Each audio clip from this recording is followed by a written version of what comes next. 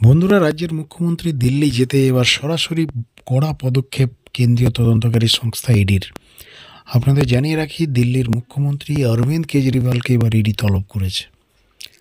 আপনারা সকলেই জানান, আগামীকাল অর্থাৎ মঙ্গলবার দেশের সবচেয়ে বিরোধী যে মহাজোট, যার নাম দেওয়া হয়েছে ইন্ডিয়া, সেই ইন্ডিয়া জোটের বৈঠকে রাজ্যের মুখ্যমন্ত্রী দিল্লি গেছেন এবং সেখানে আগামীকাল অর্থাৎ মঙ্গলবার সমস্ত বিরোধী রাজনৈতিক দল যারা ইন্ডিয়া জোটের মধ্যে শরিক দল হিসেবে রয়েছেন তাদের একটা বৈঠক রয়েছে। এবং তার আগেই দিল্লির মুখ্যমন্ত্রী অরবিন্দ কেজরিওয়ালকে ইডির তরফ থেকে যে নোটিশ দেওয়া হয়েছে এবং যে তলব করা হয়েছে, সেই তলবে কিন্তু কিছুটা হলেও চাপে পড়েছে দিল্লির শাসক দল অরবিন্দ কেজরিওয়াল পুরো টিম।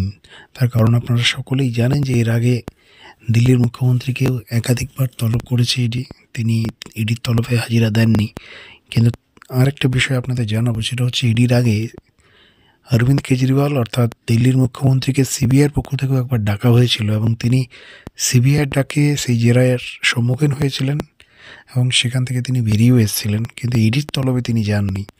এবং দলের অন্দরেই একটা পূর্বাভাস রয়েছে যে মুখ্যমন্ত্রীর ইডির তলবে গেলেই তাকে নাকি গ্রেপ্তার করতে পারে কেন্দ্রীয় তদন্তকারী সংস্থা। বন্ধুরা, এই বিষয় নিয়ে দিল্লির মুখ্যমন্ত্রী কী স্টেপ নিচ্ছে সেই বিষয়ে আমাদের নজর থাকবে। আপনাদের কি প্রতিক্রিয়া অবশ্যই আপনারা আমাদের কমেন্ট সেকশনে লিখে জানান এবং চ্যানেলে নতুন থাকলে এই রিলেটেড পরবর্তী খবরের জন্য অবশ্যই চ্যানেলটিকে সাবস্ক্রাইব করে রাখুন।